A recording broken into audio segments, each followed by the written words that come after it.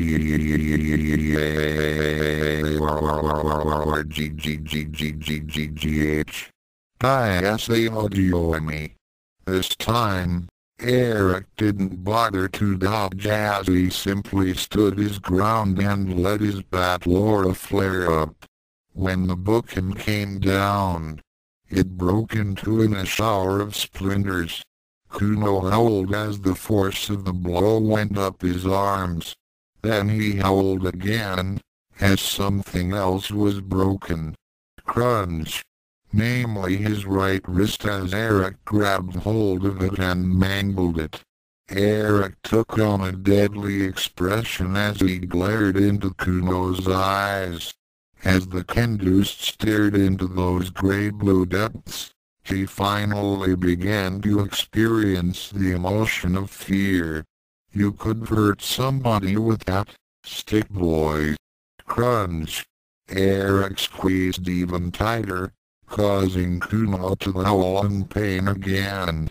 Then he delivered a blow to his ribs, breaking 4 of them.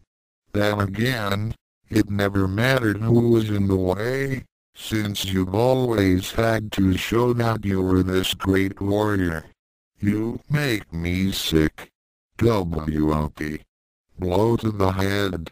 You think you're this mighty samurai, Kuno? Snap. Broken arm. Well, here's a news flash. You're not. You're nowhere near what the samurai were. In fact, you embarrass their legend. DOW. Concussion. The samurai wouldn't have anything to do with you if they were still alive. Crack. Broken collarbone. The samurai knew what honor was. To them, honor was a rule. You only saw it as an excuse. Just like everyone else in Nerima. And that's what I hate most about you and everyone else. It's the fact that you all claim to be something that you're not. I fight. On. Kuno gasped, though he was in no condition to do so. Good, because I'm not finished. Kobayashi let loose with another series of punches that kneed Kuno in the abdomen, before hauling him up by the front of his robes. I still have this to say. I've had it with your posturing, your claims that being a samurai and always acting like you're some kind of hero. Well, I'm not taking that bullshit anymore, and the pretending is over. Here's a reality check, Kuno. You're not what you think you are. And I'm going to make certain that you'll remember that fact for the rest of your life. At that moment, Kuno knew real pain. End of flashback. So I gave him a reminder of what he wasn't. Eric said simply as he finished with his dinner. He'll never hold a sword again. Without that, he can't pretend anymore. But Gala, Eric said firmly as he gazed into her eyes with an expression that brooked no argument. Kuno brought this upon himself. I could have killed him, but I didn't. However, I wasn't going to stand for any more of his stupidity. I realized over last few months that I had gone easy on some people, in which I shouldn't have. That only gave them the excuse to keep on pestering me. I also realized that in order to get the message through that I wasn't going to stand for any more of their crap, then I would have to go to some extremes. That may be the only way they can finally understand that Ranma Sodom is gone. But he let off a tired sigh and his expression softened. Yeah, I know that you're worried that I might lose control again, right? The Tattoon priestess nodded in agreement. I'm very afraid that you will push yourself like you did before and Eric quieted his significant other by placing his index finger on her lips. Then he leaned forward to give her a quick kiss. He was still amazed that he was getting more comfortable with showing his affection toward a girl, but Gala was different. Aside from Suntenbo's eldest daughter and perhaps Ukan, the Tattoon girl was the only female who gave him the benefit of the doubt and tried to understand him, rather than control or own him. She wasn't perfect and her eagerness to consummate their marriage did make him uneasy at times, but at least she was honest with her feelings and gave him space when he needed it.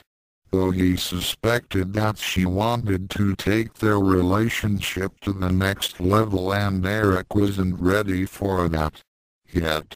Besides, there were still a few more headaches to deal with, and he had a feeling that who would be next in line. If the Blue Thunder had come, would the Black Rose be far behind? Sure enough. At the hospital, Kodakai couldn't help but gloat over her insane brother's misfortune. Though they were siblings, the Black Rose had always considered herself as superior to the Blue Blunder. She was more refined and graceful as compared to the brutish and uncouth ways of her stick-wielding brother.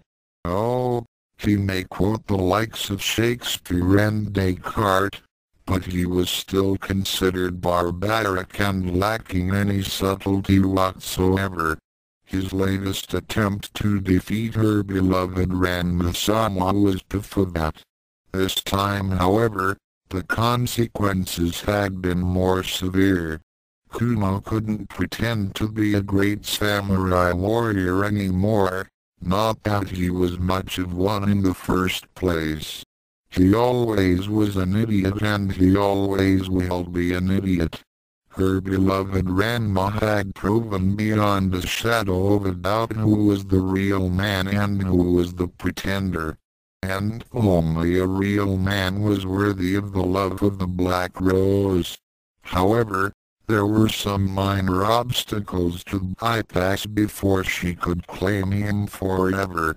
According to Suzuki, whom she had sent to check out the area and report back to her, at lowborn chef Sazuyuki Okwanji was also in Hiroshima, looking for Ranma.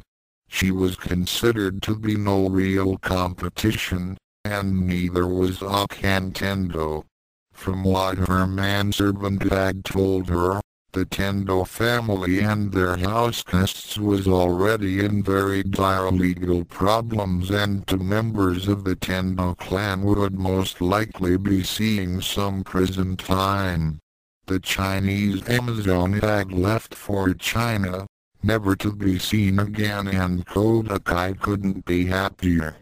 As for the pig-tailed girl which her brother had obsessed over, no one had seen her since Ranma left Nerima, and there had been no sightings of her in Hiroshima, so Kodakai could tick her off the hit list. And she could also count off those who wanted to hurt her beloved Ranma-sama. Her idiot brother could no longer wield a sword. No amount of money could ever restore his hands to what they were. That near-blind goose was being held on several counts of reckless endangerment of innocents, attempted murder and possession of firearms and other illegal weapons, which would mean permanent deportation if not a long sentence in prison. Kapozai was also going to be spending a long stint in prison. As for Ryoga, no one had seen him since his release from the hospital, and all indications point to one conclusion: he wasn't coming back. Whatever the reason, Kodakai knew that her dearest Ranma will never be bothered by him ever again. To the Black Rose, the path to Ranma's heart was being cleared for her. Now all she needed to do was to overcome one new obstacle. There was only one person that concerned her at the moment. Suzuki had been collecting data on the whereabouts of Ranma, and whom he was acquainting with since his departure from Nerima. The little ninja had reported to her that he had frequently been sighted in the company of some blonde game girl, and was sometimes associating with some bespectacled girl who carried a longbow. The one known as Lisa was not much of concern, but it was the one called Gao that Kodakai was focused on eliminating permanently. According to Suzuki, the golden-haired slattern was rumored to have mystical powers, and had even defeated Shampoo and her great-grandmother by using some kind of spell. Kodakai snorted. Well, it's obvious that Ranma darling has been ensorcelled by the foreign witch. How could he even think to be in the presence of another girl when he has me? Do not worry, Ranma sweetums. I shall free you from this harridan's clutches, so that you may shower your affection upon your one true love. She let off her usual, irritating and nerve-wracking laugh as she headed toward the exit with a plan already forming in her mind. By tomorrow morning, Ranma will belong to her. Darling, is something wrong? Gal asked as Eric began putting away the dishes. Eric trembled a bit as he felt a shiver down his spine. If there was one thing he had learned since his time in Nerima, it was that when he suddenly got the willies, it meant that something was going to happen, something bad. However, he didn't want Gala to worry about it. Taking a small breath to calm down, he gave her a smile and shook his head. None, it was nothing. However, the Tattoon High Priestess didn't bite. She made the mark on her forehead appear for a brief moment to remind him of their bond. You don't have to lie to make me feel better, Eric. Whatever is making you so worried, we will face it together. Remember that we are one. Eric let off a small chuckle while shaking his head. His primary mark gave off a brief flare of light to affirm their bond. Taking a long, slow breath, walked up to her and placed his hands on her slender shoulders. Without a word, he gathered her up in his arms and just held her. The blonde smiled a bit as she returned the embrace and stood in silence with him.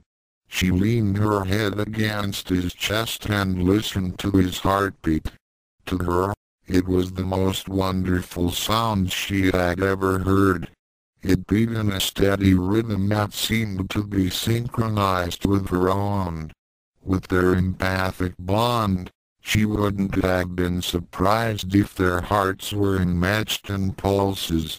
Day by day, their connection was growing, and though there were going to be more hard days ahead, she was certain that they would be able to weather the storm.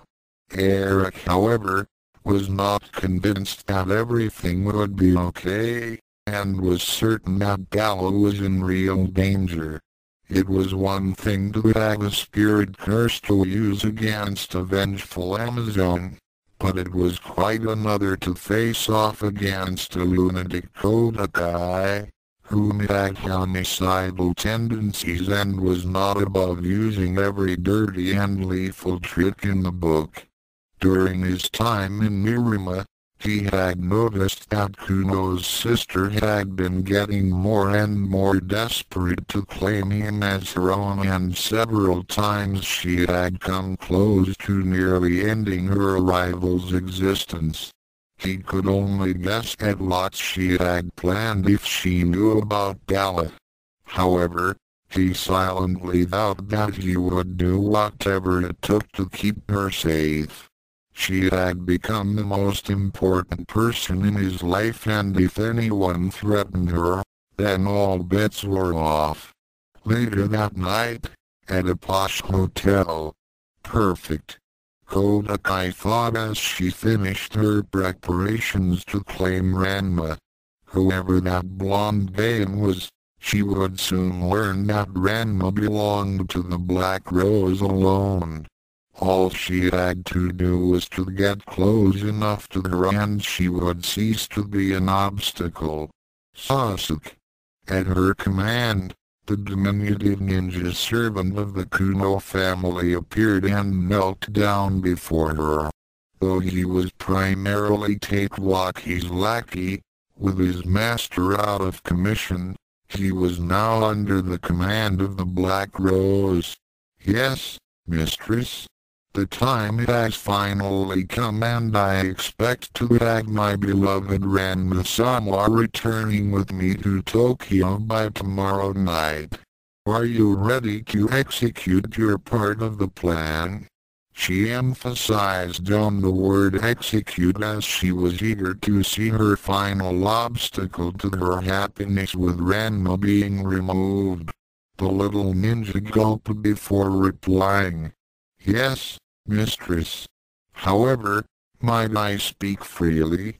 To Kodakai, this came as a bit of a surprise. Suzuki had never questioned the orders of her brother, nor those of her demented father, the principal of Furankenhai. Why should her orders be any different? Speak. Suzuki gathered up his courage. In addition to gathering intelligence on Ranma Sodom's activities in Hiroshima, he had also found out a few things that Kuno and sister were unaware of. Mistress, I have some serious misgivings about this plan. It is my opinion that Ranma may not wish to return to Tokyo and perhaps it would be wiser to leave him as he is and return home. He said the last part in a barely audible squeak.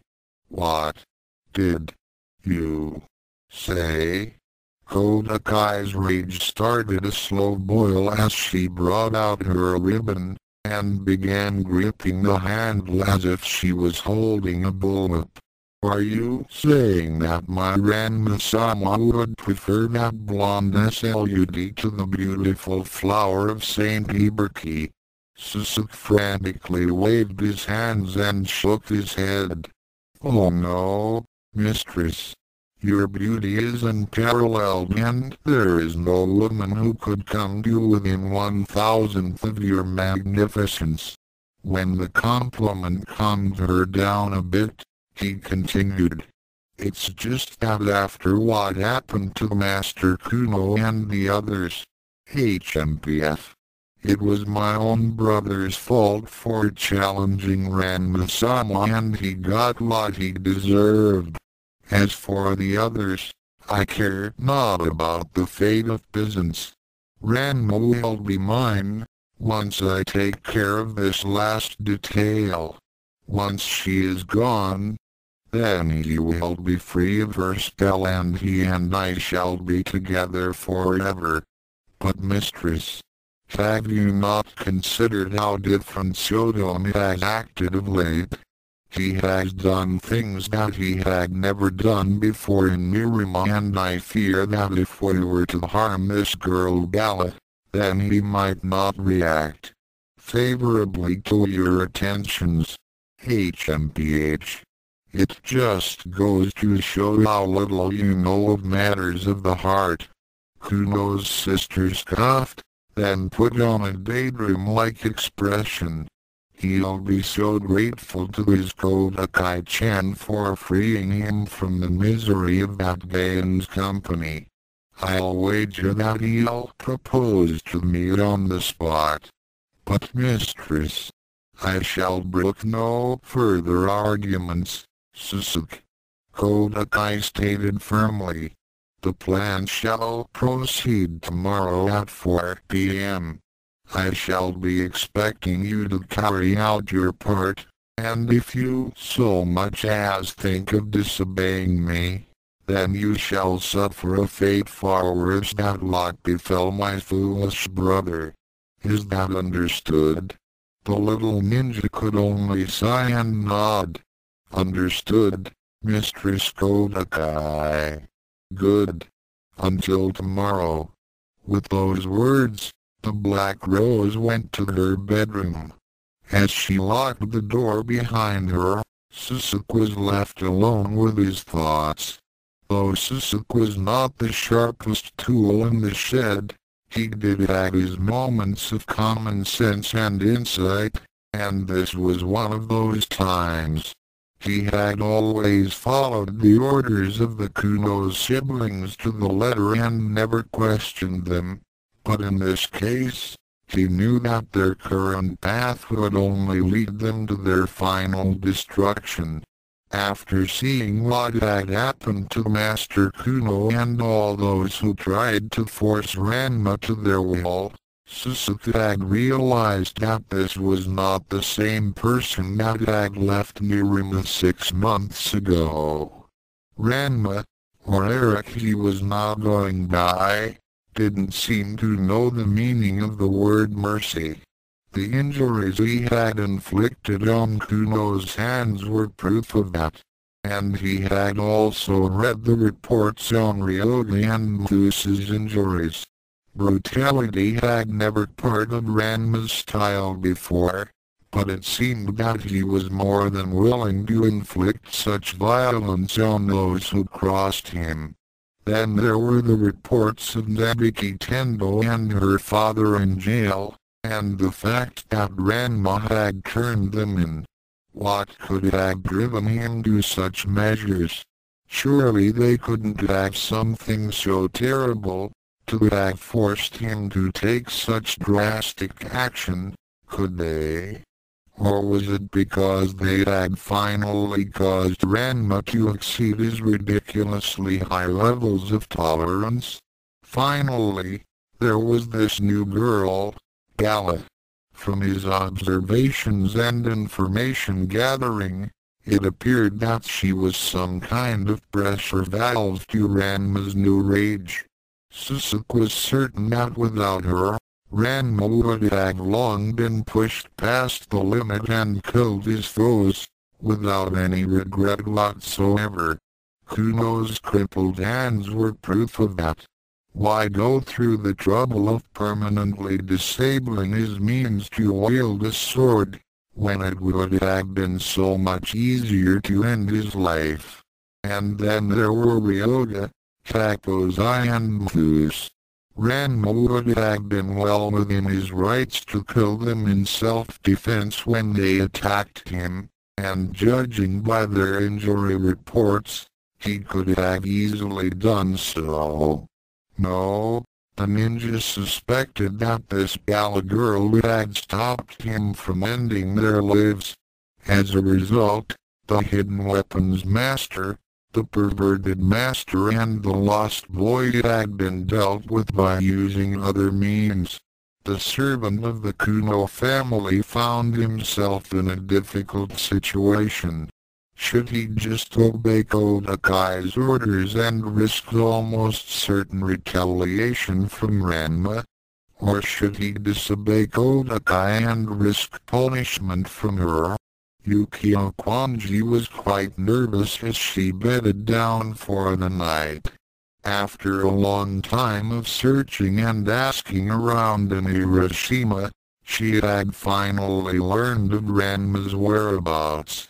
However, what she had learned had only made her more concerned.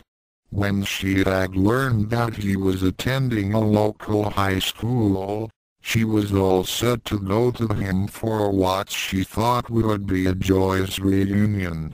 However, that was when she also learned about the changes he had undergone, and that he was married.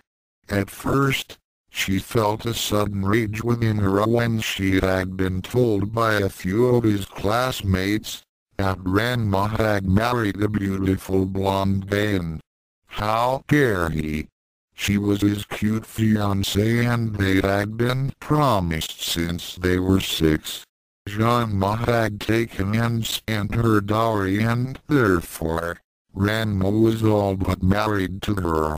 Then Yukio had learned that only the girl claimed that she was married to him, due to some weird law of her tribe.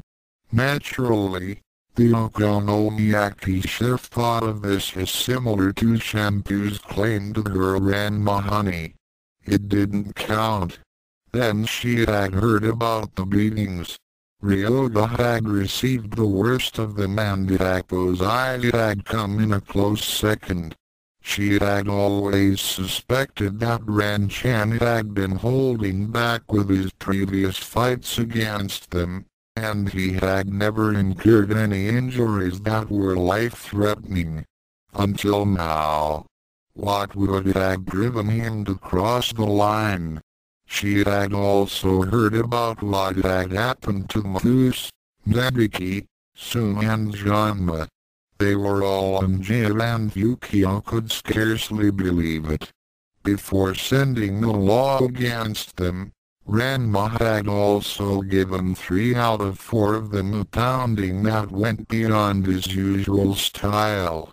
As for Nebiki, from what the spatula-wielding girl had heard, the middle Tendo daughter was facing at least a decade of prison time for her illegal activities. Not that she didn't have it coming to her, but still, how did Ranma outsmart her? Where was the Ranma that she knew? Where was the slow-witted, wisecracking, cocky and clueless martial artist that could take every bad thing and just brush it off as unimportant? Where was that insane amount of tolerance? He was supposed to be rough and crude, but still easygoing, not brute and so distant. What happened to her childhood friend? Did Ranma Sodom even exist anymore?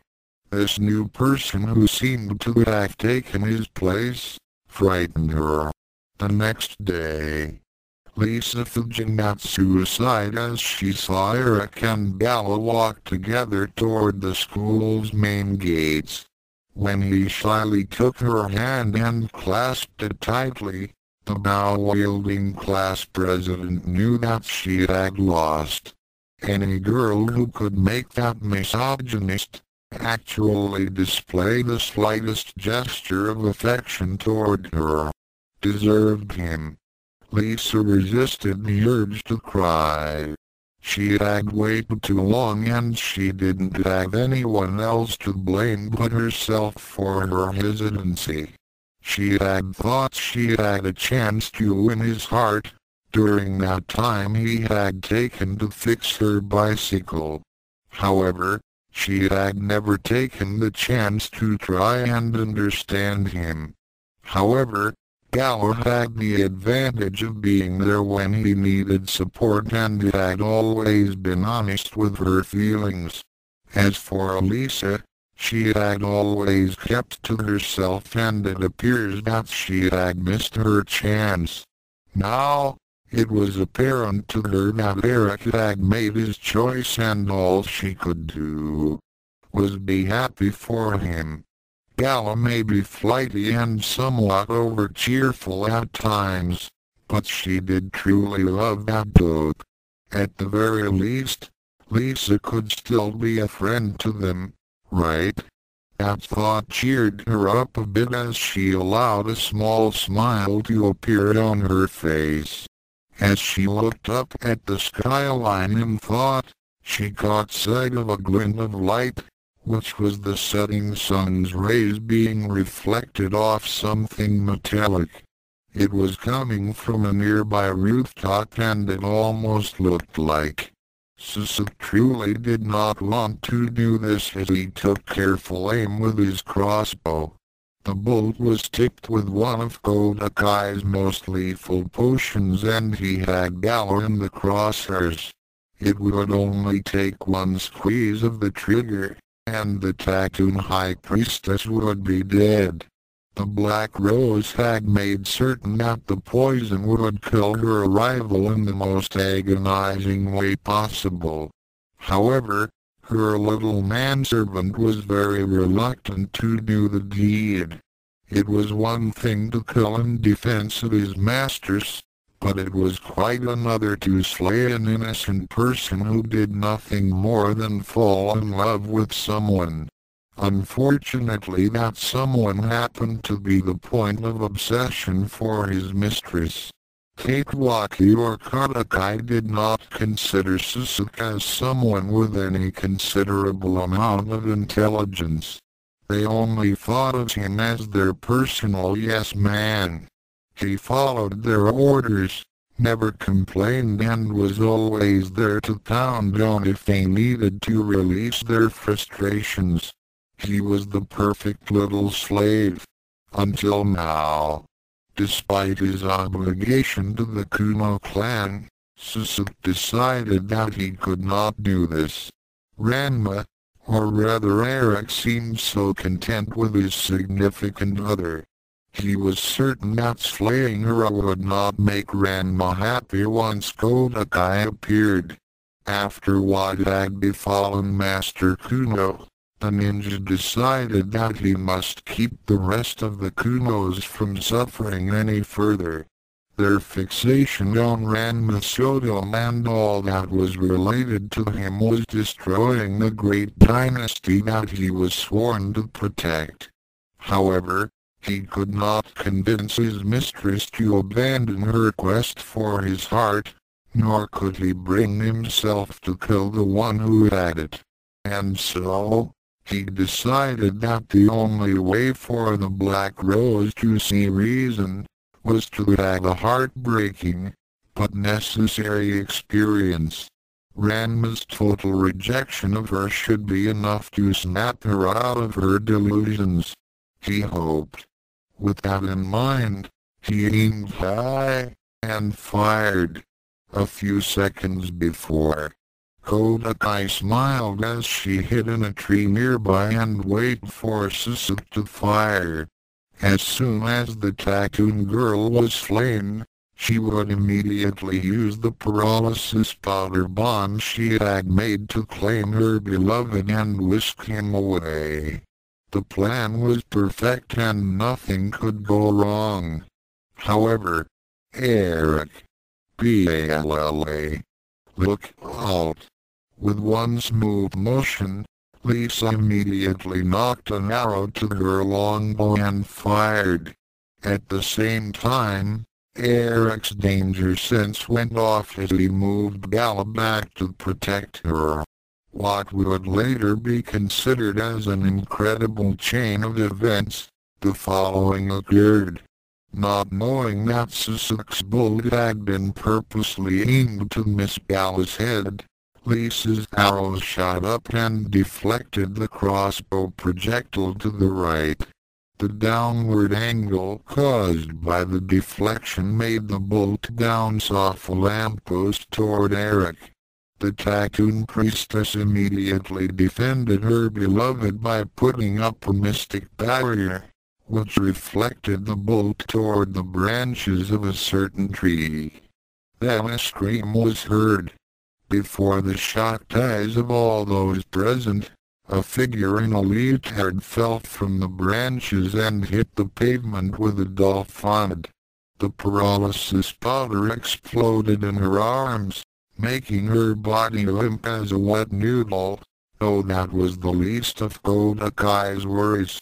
The crossbow bolt that had been meant for Gala protruded from the Black Rose's left side. No, Mistress Kodchi. Eric was very surprised to see Sasuke suddenly appear from out of nowhere and rush toward Kuno's sibling. His surprise began to turn to rage as he saw a discarded crossbow on the sidewalk and knew that it had been meant for Gala. He had no doubt that Kodakai had planned to kill the one girl he had truly loved and didn't deserve any mercy. In spite of this, he felt a calming presence beside him as Gala gently shook her head to him while powering up her Tattoon energies. A life was about to be snuffed out and she had to act quickly to save it. Please, Eric, let it go. I have to help her now. She briefly put a hand on his shoulder and let a feeling of serenity wash over him. Once again, the berserk fury that had gripped him before slipped away like a receding mist. Eric found himself in a state of utter amazement at the way she could always make the anger go away. What was it about Gala that made her seem like an angel sent down from the heavens? It was as if Kami-sama had finally taken pity on him, and it had sent her to him to pay back for the lifetime of misery Eric had endured. The Tattoon High Priestess nodded as she hurried to tend to her would-be murderer's wounds. However, it was just not to heal Kodakai's body that she was intending, but also of the soul. She quickly walked up to the prone form of Kodakai and knelt down beside the seemingly lifeless body. Blood continued to pool on the pavement in a crimson puddle as Sasuke desperately tried to shake his master's sister awake, but her body remained unresponsive and started to grow cold. The ninja feared that her poison had worked all too well, and now it was too late. Or so he thought. When Gala began to glow with an eerie glow and reached out to Kodakai's body, Sasuke immediately tried to keep her away from his mistress person. "No! You will not touch. Urk." However, he was suddenly hauled up by the scruff of his neck and was facing the firm expression of the one who had been formerly Ranma Sodom. "Listen up, you little toad. I ought to feed you that crossbow for what you tried to do to Gala. But since she might get mad at me if I turned you inside out, I may decide to go easy on you, and you might just come out of this intact. Now shut up and let my girl say that nut job." This made Sasuke stop struggling. "What? She can save Mistress Kodakai? But the poison in that bolt is absolutely lethal and there's no antidote." Eric said nothing as he watched the tattoos appear on Gala's body, specifically the ones on her face and arms. The blonde girl seemed to go into some kind of trance as she worked her healing magic upon the deranged gymnast. Kodakai's form was enveloped by a thin, white aura as the priestess reached for the crossbow bolt. Grasping it firmly, she applied a small but concentrated amount of her energies and caused the projectile to disintegrate into nothingness. Amazingly, the blood that was on the concrete began to recede back into the wound. It was like watching a film in reverse. With another application of Tattoon magic, the jagged hole the bolt had caused sealed itself up. With the structural damage dealt with, Gala then focused on the second part of her task, which was to repair the damage to Kodakai's psyche. Gala had felt a great disturbance within the inner recesses of Kodakai's subconscious, and apparently, it had been festering for years. Unlike Kuno's mind, which was based mostly on pride and arrogance, Kodakai's madness seemed to be founded on some great loss from long ago. The Tattoon girl decided that it was high time to finally ease that tortured mind and untangle the mess it had become. She started to probe into Kodakai's spiritual realms, peeling away each of the layers that had been set up to keep her innermost being locked away. At first, there was much resistance as Kodakai's mental defenses tried to repel Gala's intrusion, but the priestess persevered and eventually, they gave way to allow her access. She continued deeper into the complex and often nonsensical regions of the Black Rose's consciousness. The parts that were illogical and irrelevant were disregarded as unimportant in her quest to find the true Kodakai Kuno. Finally, after what seemed to be an eternity, she found her. As a frightened and quiet little girl of 5. She was dressed in a yellow sundress and was weeping non-stop, while kneeling over the form of someone else. The little figure which represented Kodakai in her barest, most fundamental aspect, saw Gala tried to run from her presence, but Tattoon Girl simply called to her in a soft, yet persuasive manner. "Please, don't go." The little girl stopped and looked at the Tattoon priestess, whose astral form was dressed in her usual tribal garments. Eric's girl nodded to her while giving her the friendliest smile she could summon up. This caused young Kodakai to smile back at her, despite the fact that her eyes were still streaming tears. As Gala reached out with one hand toward her, the waif felt a sensation of warmth, as if she was in her mother's arms again. Then, the girl took one step toward Gala, then another, and then another. Before she realized it, she was hugging the legs of the blonde with her head bowed down. Gala brought the child closer while patting the top of her head. As young Kodakai continued to weep, Gala traced a small pattern on the girl's forehead with a fingertip. A Tattoon symbol appeared on young Kodakai as the priestess learned of her past, though the mark, nodding in understanding of what Kuno's sister had endured, due to her accidentally witnessing her mother commit suicide. The daughter of the Tattoon chief began assuring the child that she was not at fault for her mother's tragic end. At this point, Gala began to understand how Kodakai had become the twisted and deranged person that she was now. Her mother's death had left the girl with a trauma that she had never fully recovered from. As a result, her innocent outlook on the outside world had become skewed, and she began denying the fact of some things that went beyond her control. Eventually, that denial became an obsession to control things and people.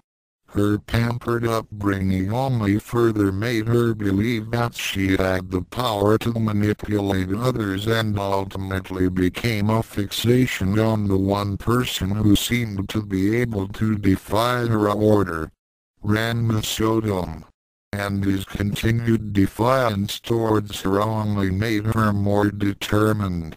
The fixation on him became entangled with feelings of love, which was a distant desire for her to be loved again after her mother died.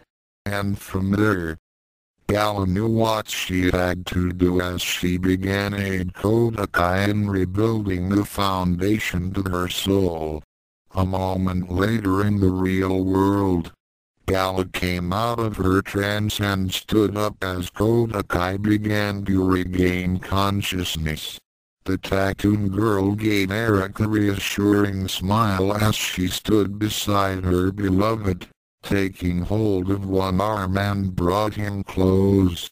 Though Eric was apprehensive and was expecting the Black Rose to attack again, he trusted Gala's judgment and waited. He brought himself even closer to her. Kodakai's eyes opened up as a brief flash of light appeared on her forehead. She then looked over to where Ranma, no, Eric was, and did the unexpected. She sat up, kneeled before him and bowed her head down in shame. "Please, I humbly beg that you forgive my most despicable attempt to kill your wife, Kobayashi-san. I had shamed the Kuno family name." Huh? This took Eric by surprise. Wasn't she supposed to say something like, "I shall free you from this witch's vile evil," or something like that? And did she just call him Kobayashi? Kodakai's head remained bowed as she continued to humble herself. I had mistaken you for someone that I thought I had loved, but I now realize that I was fooling myself and that you truly are not Ranma Sodom, but someone far more wonderful. Gal is most fortunate to have a husband such as yourself. Thank you. Eric was stupefied. Kodakai was giving him up, just like that. This couldn't be happening. He had been expecting another beatdown and lots of violence, not an unconditional surrender. He wasn't the only one to be confused by this sudden turn of events. He was so stunned by Kodakai's miraculous change of behavior that he did not notice that there was another familiar person in the crowds that were gathered behind them. A brown-haired Okonomiyaki chef was also dumbfounded as she had witnessed the entire thing from around the corner of a building. Though his appearance was drastically different from what she remembered him, the Kwanji girl had immediately recognized him. Yukio was near to breaking down in tears as she gazed at her Ran-chan holding onto that strange blonde girl with magical powers. She had never seen him so happy to being so close to a girl, not even with her, his best buddy from childhood. It was so unfair. Her first impulse when she saw Ranma was to run up to him and declare her love for him in a passionate embrace. However, when she saw him walking hand in hand with that gala girl, her emotions switched from joy to intense jealousy as she prepared to scream out Ranma, "You jackass," and attack that floozy. However, her imminent attack had been aborted when Suzuki had fired and Kodakai had gotten hit by her own servant's weapon and seemingly had been killed. She didn't know how Gala had done it, but she had brought Kodakai back from the dead and now, Kodakai was abandoning her pursuit and wishing the couple well. And Ranma wasn't even protesting the fact that Kodakai had addressed him as Gala's husband. That was unbelievable all by itself. Yukio couldn't believe it. Ranma was glad to be with a girl and Kuno's lonely sister had suddenly become sane. Just what was going on? Ever since she had come to Hiroshima, everything she had thought she knew about him had been totally obliterated and now, she was seeing someone that looked like Ranma, but acted in ways that were totally opposite to what she was used to. How could he have changed so much? Could that gala girl really have that kind of effect on him? When she looked at Ranma's expression again and how he regarded the girl beside him, she knew the answer. Deep within her heart, Yukio knew that the race was over and she had lost. The only consolation was that Akan, Shampoo and Kodakai were also out of the running for the trophy of Ranma's heart. She choked back the tears and wondered just what she was going to do now. One thing for certain, she no longer had a reason to stay in Hiroshima anymore.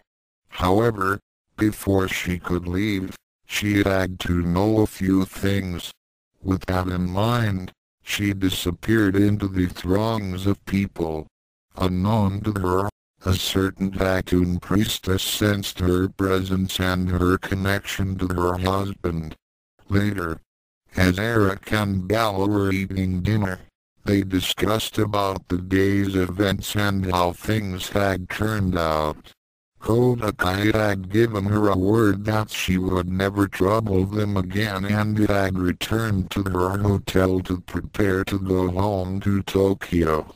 She assured the couple that her brother would never bother Eric either. As she had left, Eric noticed something different about the Black Rose's presence. It was as if the aura of madness and illogic had been erased, and she emulated a kind of quiet serenity. When he asked the Tattoon priestess if she had cast some kind of brainwashing spell on her, Gala denied doing such a thing, and said that she had merely removed a few aspects from her mind, which had prevented Kodakai from seeing the truth. Eric was still somewhat uncertain about it all, but decided to let the matter drop as the result was still what he wanted in the first place. Kodakai was going to leave him alone, and that's all that counted. It felt as if another hefty weight had been removed from his shoulders, and he was more than ready to move on. At that point, Gala told him that she had to go out and take care of a certain errand. When Eric became concerned and offered to join her, she shook her head and assured him that everything would be all right and that there was nothing to worry about. She would only be gone for an hour or two. She reminded him by stroking his primary mark, that if she were to encounter any danger to her person, then he would know as well. With a quick peck on his cheek, she then left the apartment and headed out toward the city park. Gala sat on the park bench and watched the evening blanket of stars begin cover the skies above her. She kept her senses open to the surrounding area, just in case things got violent. Finally, after a long while, she appeared. Yukio had come. The Tattoon girl showed no fear and was actually smiling warmly at the okonomiyaki chef, as if she were greeting an old friend, rather than a potential rival for Eric's affections. However, she didn't need to be afraid, for she already had what Yukio and all the girls wanted from Eric, but never received entirely. She could see some anger in Yukio's eyes, but not quite as much as one would have expected from someone who had fought so fiercely to gain another's devotion. Gala could tell from her stance and expression that Yukio wasn't here to fight, but wanted to get some answers. The blonde girl's expression turned a little serious but remained light and still friendly, as she nodded to Ranma's former fiancé. Yukio Kwanji, I presume. I have been expecting you. When Yukio opened her mouth in confusion, Gala held up her hand and replied to her unspoken questions. Eric has told me much about his friend Yukon. He spoke very highly of you. Yukio felt a bit of irritation when she heard her nickname from the girl who had won her Ranchan's heart. Though a part of her wanted to slam her huge battle spatula on top of that blonde's head, or skewer Gala with the throwing spatulas. The more sensible part of the brown-haired girl knew better. Causing any harm to the Tattoon priestess would most likely make Ranma angry, and perhaps even make him hate his childhood friend. Winning his love was out of her reach now. She could see that in Gala's eyes. However, losing her friendship with Ranchan, or at least his respect, was something that Yukio could not bear. Taking a deep breath, she banished all thoughts of vengeance and frustrations and spoke. So, Ranchan. I mean, Ranma told you all about me? Yes, Eric told me all about how you and he were.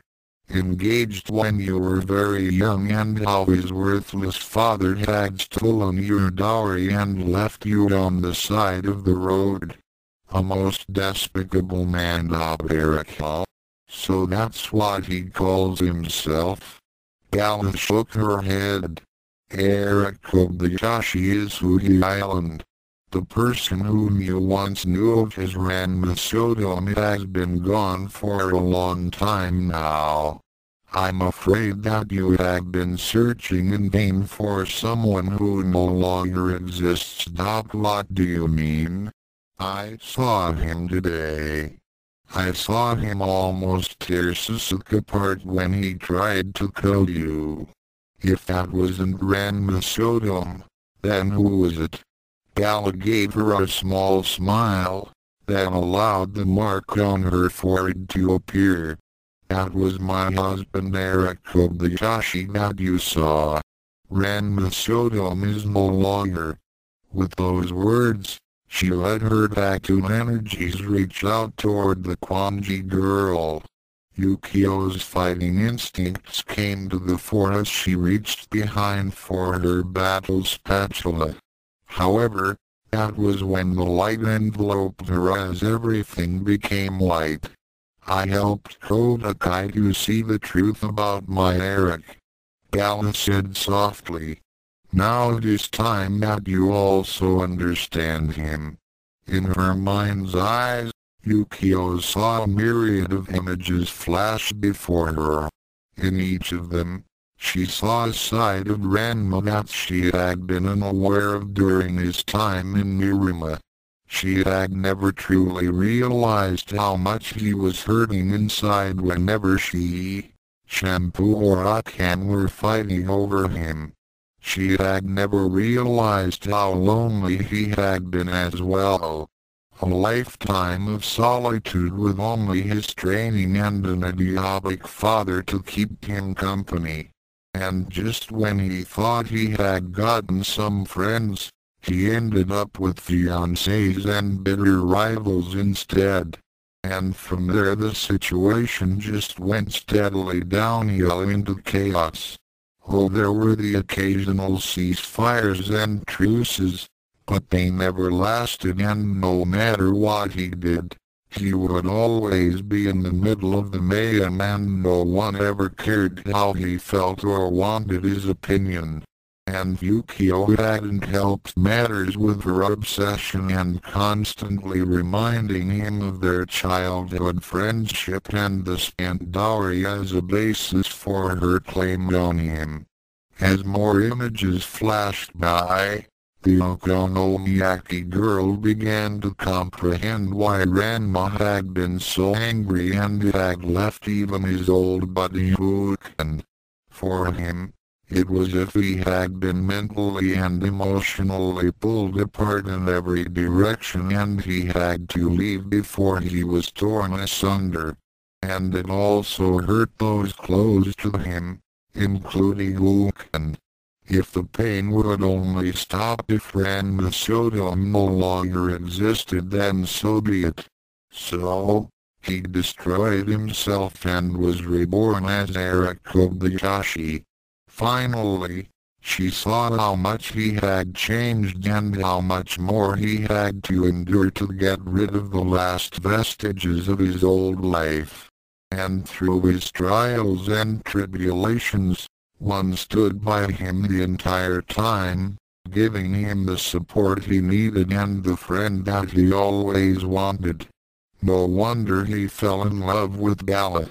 When the images faded away and the light disappeared, Yukio once again found herself standing in the park with Gala. The mark on the Tattoon girl's forehead disappeared and all became silent. Yukio nearly collapsed to her knees after experiencing such an intense in-depth look into Eric's soul. However, the message had gotten through to her, and she now understood that Ranma Sodom was gone and might as well be declared dead. Eric Kobayashi was who he was now, and Yukio had to respect him for that. He had come to terms with what aspect of his past and had moved on. And so, it was time for Yukio to move on as well. Ranma Sodom was no more, so the engagement to him was null and void, thereby saving her family's honor. Genma was going to prison, so retribution had been satisfied at least partially. It didn't totally make up for 10 years of suffering, but at least it was some measure. In the end, Eric was finally at peace with himself and had someone who would look after him and keep him happy. Sniffling a bit and holding back her tears, Yukio bid her farewell. I understand now. Take care of Eric for me, okay? Take care of him, or I'm going to be really mad, got that? Gala smiled as she nodded. Eric means the world to me. Yukio saw the promise in Gala's eyes and was satisfied that she would keep him happy. With that, she turned around and walked away. Gala came home later that evening and saw that Eric had been waiting up for her. He was sitting out on a chair in the main room of their tiny apartment, facing the door. So everything went all right with Hook? Eric casually asked. This caught Gala off guard. How did you? Eric smirked as he tapped his primary mark. How else would I know? The Tattoon priestess nodded as she sat down beside him and began telling him about that night's encounter. To be concluded. Author's notes. Let's see. I got Ryoga beat up. I had Moose set up on charges of illegal weapons possession, attempted murder, and possibly get him deported or thrown in prison. After he got beat up, I sent Nebiki to jail for all her illegal activities. I had given Kasumi one heck of a blow-up. I bashed, crashed and smashed Akko's eyes, then had him sent to prison. Ditto with Genma and soon. Kuno's been crippled. The Amazons are cursed and will never return. Kodakai has been turned sane. Yukio just leaves. Am I forgetting anybody? Next time will be part 1 of the final chapter of Tattoon Ranma as a couple of itsy bitsy, teensy weensy, be they ever so crucial, little tiny details are dealt with. See you there. Asterisk Chapter 14 Asterisk Chapter 13 Part 1 What's another for? TATGO and anime disclaimer. Well, what do you want me to do about it? Okay, Tattoon Master, and Ranma 1/2 belong to someone else and blah, blah, blah.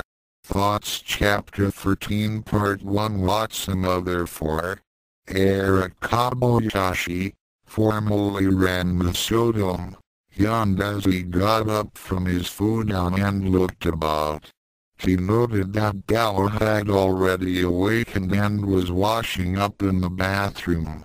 He smiled a bit and silently said a thank you to the powers that be that had given him such a beautiful and understanding girl. She didn't ask much from him.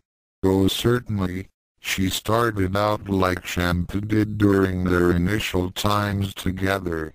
She showed a possessive streak like Yukio and a stubbornness that reminded him of Akan at times.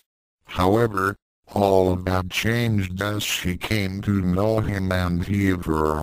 Where each of the fiancee brigade had one or two redeeming qualities that was in excess, while everything else was lacking, Gala had varying amounts of the things that gradually made the former Shoto more attracted to her as time went on.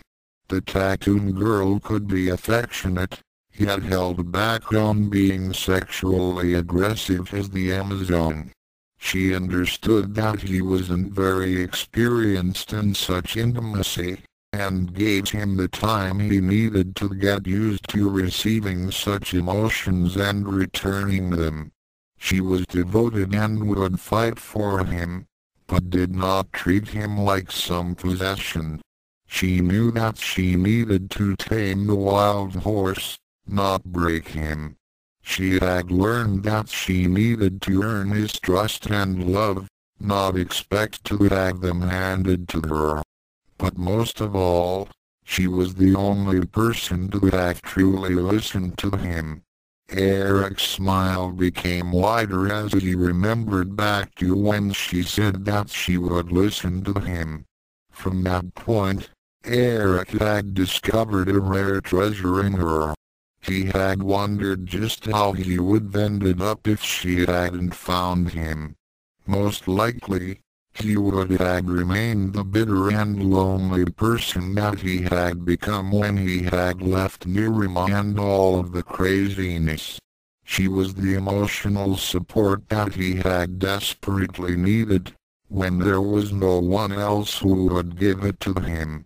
Heck, she had even convinced him to stop smoking, and it had helped purge his body of its nicotine craving. Now some people would have thought of him as a coward for running away from his problems and obligations. However, as far as he was concerned, those problems belonged to Ranma Sodom and his stupid, arrogant pride. That idiot didn't realize when it was time to leave a sinking ship and cut his losses.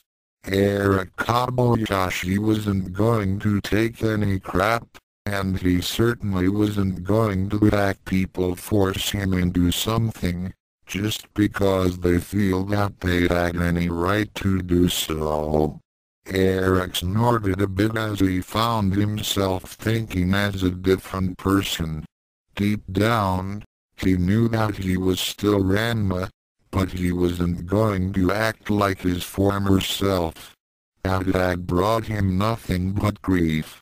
So as far as he was concerned, the old Ranma was gone and good riddance.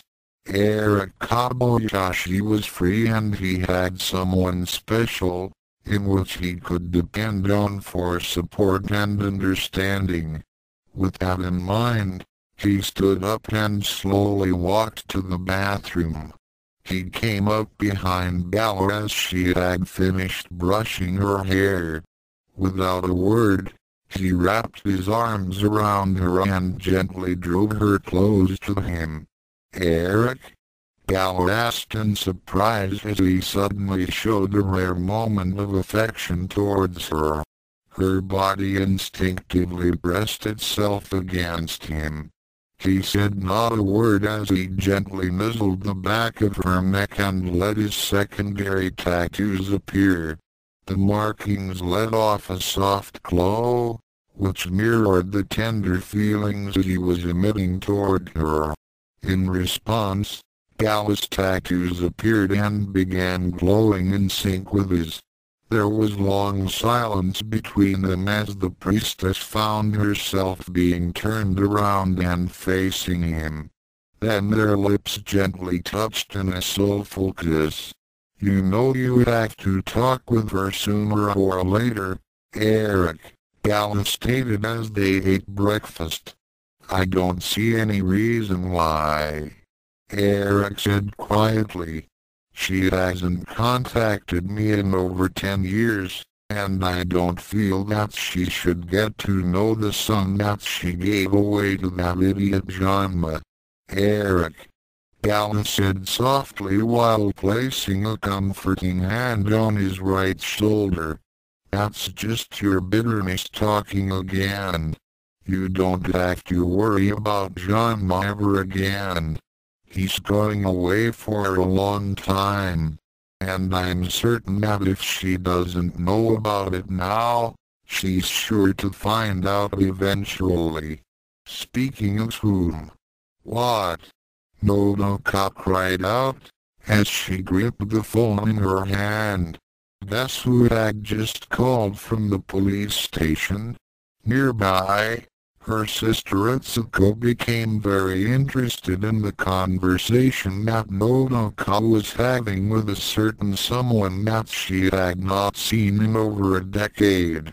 When she had heard that no good Genma had been arrested, she had silently made a prayer of thanks to Kami-sama. Divine justice had finally come. At the city jail, Genma was sweating bullets as he listened to his wife's cries of surprise and outrage on the phone. Calling his wife after 10 years of separation had been a very drastic risk, but at the moment, he didn't have any other option. Ranma was gone and he didn't have anyone else to turn to.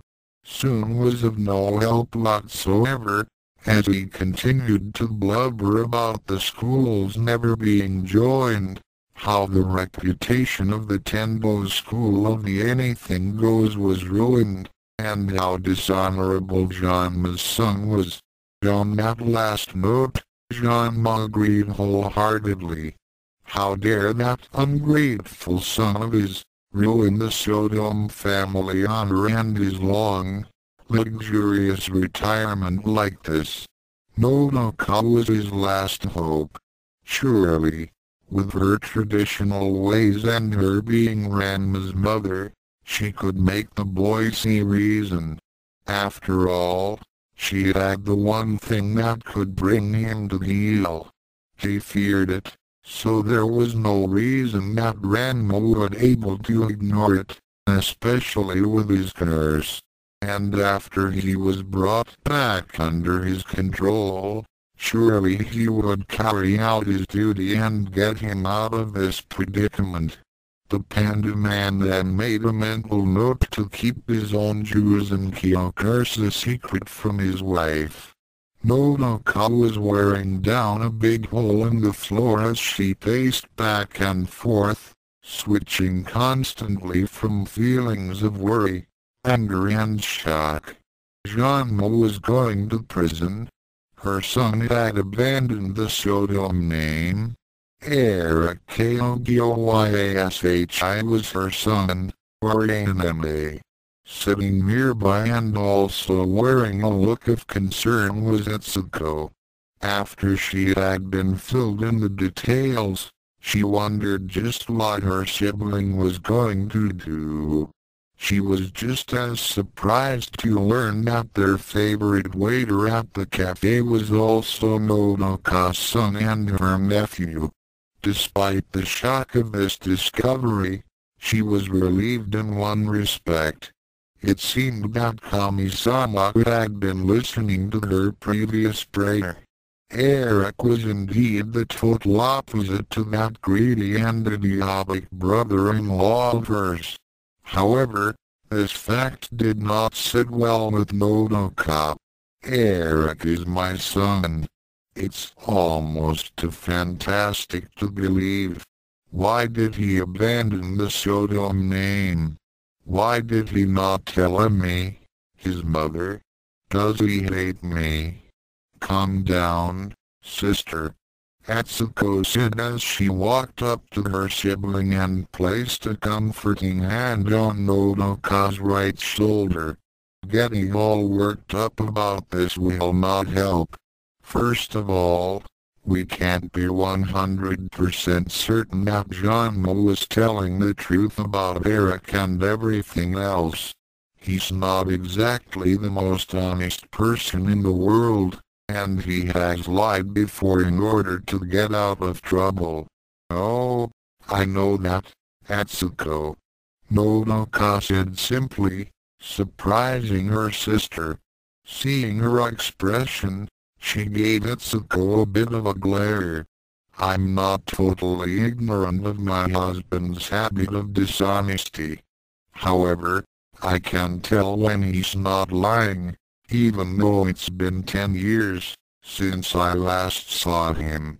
And I also confirmed with the police that he is going to be sent back to Tokyo to face numerous felony charges. Why would he lie about something this important? Atsuko thought for a moment, then nodded. She knew of Genma's behavior and he would tell the truth, if it could save his worthless hide. Taking a deep breath, she then asked, "So what are you going to do now?" Nodoka nodded as she came to a decision. "First thing I'm going to do is get my son and—" "Whoa! Slow down there. You'd better think this through a bit more," the elder Kobayashi girl said as she motioned for her sister to sit and calm down. When she did so, Atsuko also took a seat and began speaking in a controlled tone. "First of all, you can't just march in and claim Eric like that." "Well, why not? I'm his mother after all." "And exactly what kind of mother were you to him? What are you talking about?" "Nodoka, please understand this. It's been over 10 years since you last saw him. You didn't write to him, you never phoned him, and you never even paid him a visit for all that time. How could I? Genma never gave me an address since he and Ranma always moved around. All I got was a letter from every now and then, telling me that the training was going fine and everything was alright." "Exactly. And just what kind of feelings do you think a young child would have for a mother that was never there? A child needs both of his parents, especially while growing up. All Ranma had was that idiot Genma for company. Do you think he would just jump headlong into your arms? If Eric knows that you're his mother, then why hasn't he contacted you or told you the truth?" "Well, it's quite simple, sister.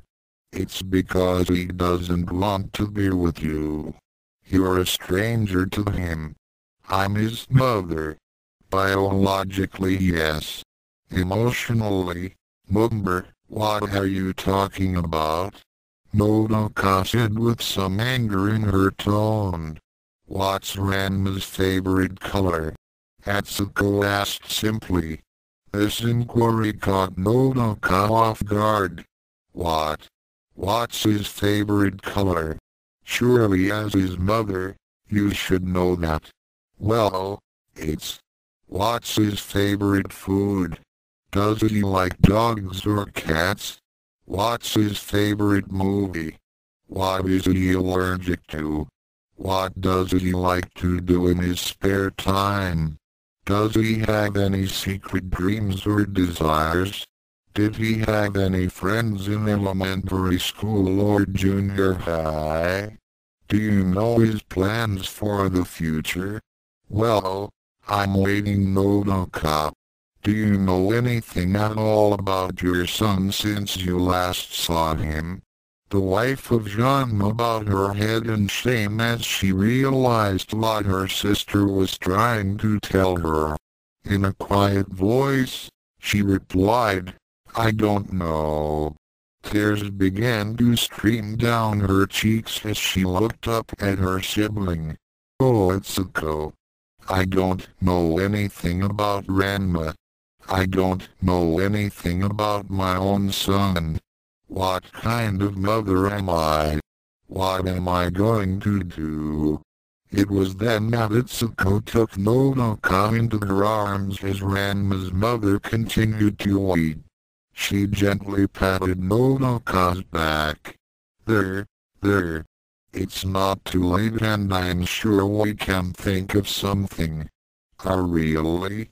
Nodoka's sister nodded as she let her sibling calm down a bit, then came up with an idea. Gently pushing Nodoka away, she said, assuming that Eric is Ranma, then perhaps we can work on what we do know about him. For one thing, we know that he's got someone who's very close to him. You mean Gala? Yes. I believe she can help us in understanding Eric Kobayashi. Don't you mean Ranma? No, Nodoka. I mean Eric.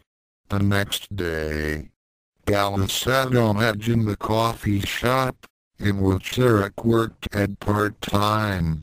Currently, he was still at the school, as he had gotten stuck with clean-up detention again, but since business was slow, his manager was able to manage things without him. It was just as well, since he most certainly wouldn't have approved of what the Tattoon priestess was about to do. She was going to meet her mother-in-law. Gala had been quite surprised to receive a phone call from Nodoka's sister, but the firmness in her tone made it quite clear that Eric's mother wanted to see him. Aside from that brief time she spoke with the Kobayashi sisters previously, she didn't really know much about Eric's mother. However, her senses did tell her that Nodoka did have some odd perceptions about certain things, and since she now knew the truth, things were only going to get more complicated. However, Gala had to know more about Nodoka before making a final judgment. If she really was the monster that Eric seemed to think she was, then Nodoka would never come near him. Not if she had anything to do about it. The Tattoon girl shook her head and sighed. Here she was, getting all worked up over someone she hardly knew. She calmed herself down, just as her senses picked up to certain presences entering the shop. She took a deep breath and signaled to Nodoka and her sister. Eric growled a bit as he put away the mops and buckets. Stupid clean-up duty. As he looked out the classroom window and saw that the sun was setting, he glanced down at his watch and noted that he was running late. He needed to get to a phone and call Gala, to tell her that he would be very late for dinner. As he headed out the hallway, he began thinking back to their conversation the previous night. His significant other had been insisting that he should consider reconciling with his mother, since she may not be like Genma. HMPF. If she just left me to that panda man all these years without so much as a phone call or a letter, then I don't want nothing to do with her. My life is finally getting back online and just about all of Ranma's Sodom's headaches are gone. Why would I want to complicate things now? As he made his way to a nearby payphone, he continued to believe that his belief to not meet with his mother was the right choice. After all, it's not as if she knew who her son was, right? So you know all about my Eric? Gala asked as she sipped from her cup of tea. Yes. I know that Eric is my son Ranma.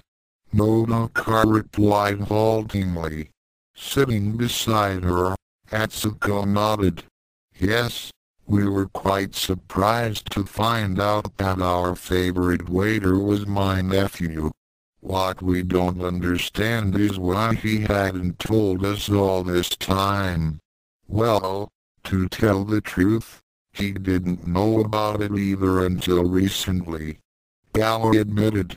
Since Nodoka knew the truth, the Tattoon girl decided that there was no point in denying it. Oh, and by the way, I would prefer if you were to speak of him as Eric. He has long since abandoned the name of Ranma Sodom. What? I would also suggest that you do not try to force him into things that are no longer his concern. He does not take very well to such acts and gets angry. And you would not like it when he's angry. He has abandoned the Sodom name.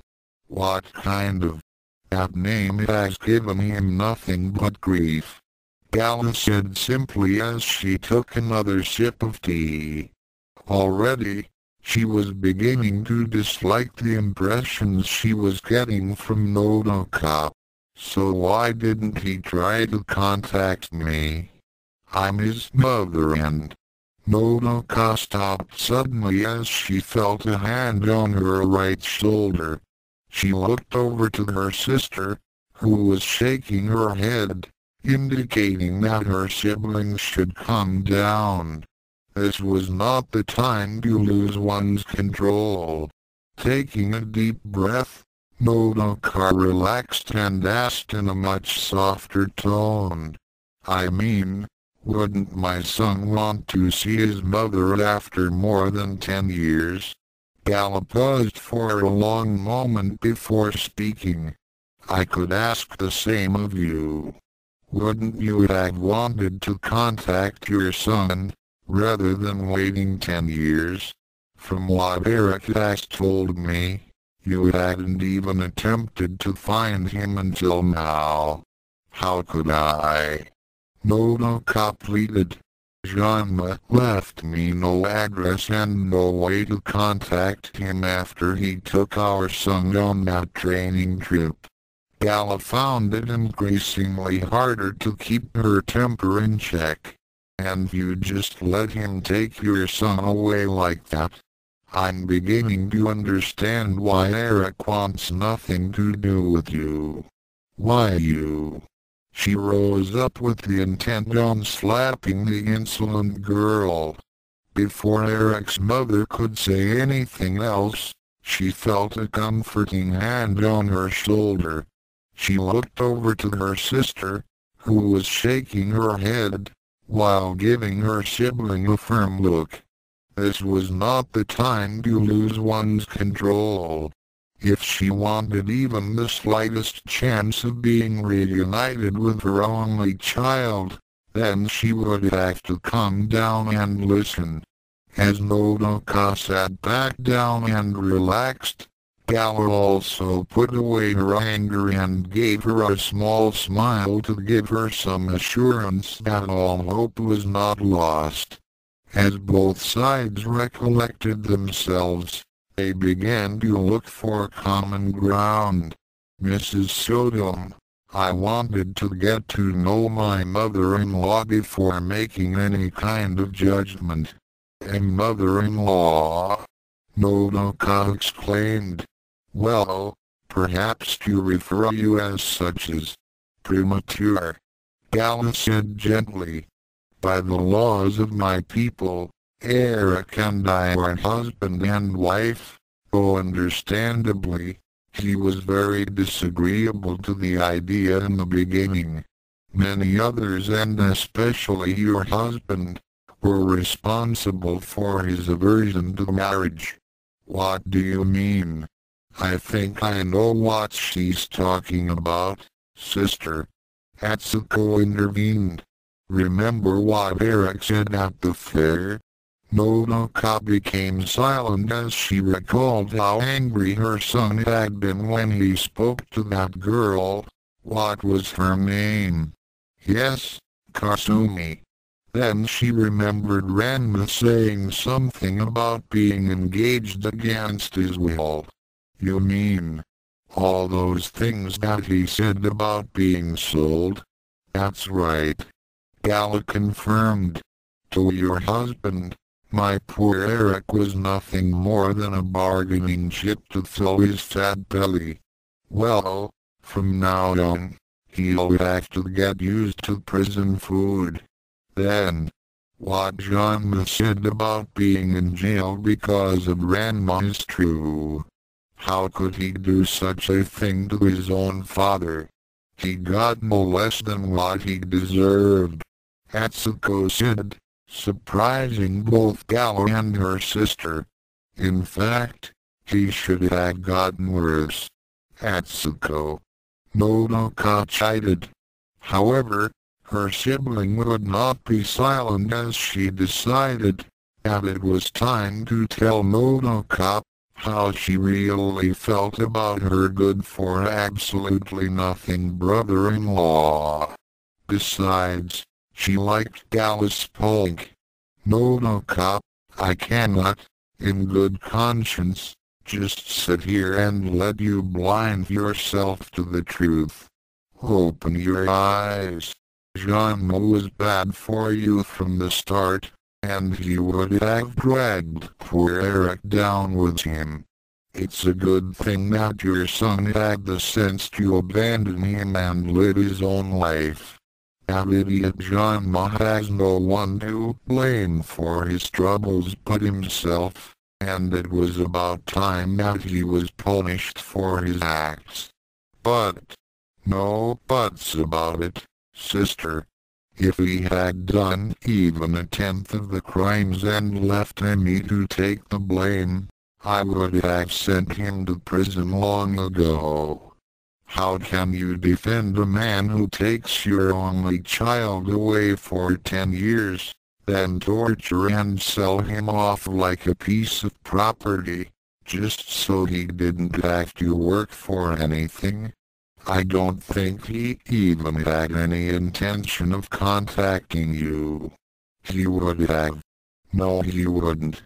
Gala said quietly, getting both women's attention. What do you mean? Nodoka demanded. Eric told me that his father never once tried to get in physical contact with you, nor did he inform his son that you were still alive. For 10 long years, all Eric knew was that big Genma. I'm quite certain, and so is my darling, that Genma would have never tried to find you, since you most certainly wouldn't have approved of many of the crimes he had done over the years, especially with his son. Eric informed me that his father was adamant with uniting the schools of the Anything Goes and running the Tendo Dojo. HMPH. He probably saw it as a way of leeching off his son for the rest of his life.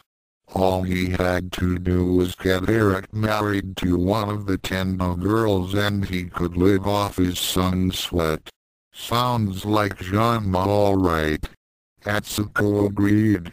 And once that happened, he wouldn't have even thought about contacting you ever again, sister. No. He would have told me. Nodoka said in denial, though part of her was beginning to realize the truth in their words. He called me today and what? Nodoka? Atsuko asked sternly. Tell you that his son has abandoned him and put him in jail? Doesn't that tell you something? It's time for you to face facts. Genma can't weasel his way out of this situation, since he lost his only means of escape, your son, and he's now trying to get you to bail him out. I say, let him rot in prison. Atsuko, how can you be so heartless? If you had a husband, then you would understand. Atsuko's eyes narrowed, causing her sister to bow down her head in shame. The elder sister had been widowed for more than 10 years and the loss of her own spouse had been a sore subject. She then countered with a firm tone. At least my husband was there when my children and I needed him. How is having a husband like yours, and being alone for years any different? Where was Genma for the last decade? No phone calls, No visits and only the occasional letter with very vague details at best. He said he was too busy taking care of Ranma. More like he was too busy exploiting him and filling that bottomless pit he calls a stomach. I cannot believe my sister is so dense as to not to see the truth in front of her. Nodoka then began to feel that world was turning against her. Even her own sister was all for abandoning Genma. But how could Nodoka do so? Wasn't it the duty of every Japanese woman to remain obedient to one's spouse? Genma was after all the head of the household and he knew what was best. Right? Then the thought of never being able to come close to her only child caused her to shudder and lose hope. She didn't know what to do. At that point, Gala began to take pity on the mother of her beloved and decided that the best way for her to reconcile with Eric was to let her know more about him and how he felt. She allowed the mark on her forehead to appear as she focused on her mother-in-law. The sudden appearance of the tattoo caught both women by surprise as they gazed upon the eerie symbol that glowed on her forehead. Then the tattooed priestess reached out with her right index finger, while letting the mark on the back of her hand to appear as well. With the most barest of touches, she made contact with Nodoka's forehead and focused. It was then that the girl noticed a certain someone coming in through the front door of the cafe. Atsuko's sister became wide-eyed as images began to flood her mind. All of Eric's trials and tribulations began to flash before her as his entire life became one long and intricate string of memories. Every experience and every emotion was hers to see and feel. It was as if she was reliving her son's life in exacting detail. She began to tremble uncontrollably as she saw each and every one of the horrors and moments of pain that her offspring had endured, all of which were connected either directly or indirectly by Genma. Tears streamed down her cheeks as the history of her son was revealed to her. She was especially shaken to her very soul as she saw Nanako-ken training and the accident at Juzenkyo. How could Genma have done that to him? Finally, after what seemed to be an eternity, in reality it was only a few minutes, the images faded away and she was brought back to the present. Nodoka looked as she was about to faint dead away as Gala's spell ended.